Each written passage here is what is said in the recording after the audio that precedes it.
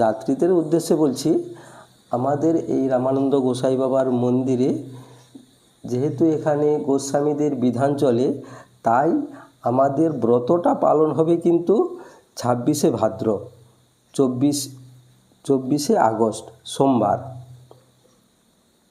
তাই এই গোসাই বাবার মন্দিরে 6ই ভাদ্র 24শে আগস্ট সোমবার এখানে ব্রতটা পালন হবে। তাই এই দিনকে এখানে চিড়াভোগ নেওয়া হবে না। এখানে মিষ্টান্ন এবং ফলমূল দিয়ে ভোগ দেওয়া হবে। আর এই যে 26শে ভাদ্র, এইটি হলো গোস্বামী মতে ব্যঞ্জলি মহাদ্বাদশী ব্রত। তাই এখানে ওই 6ই ভাদ্র সোমবারটাই পালন হবে, ব্রতটা পালন হবে। তাই এই দিনকে আমাদের এখানে গোসাই বাবার মন্দিরে চিড়াভোগ হবে নাই, আর ফলমূল এবং মিষ্টান্ন দিয়ে ভোগ হবে। জয় বাবা গোসাই।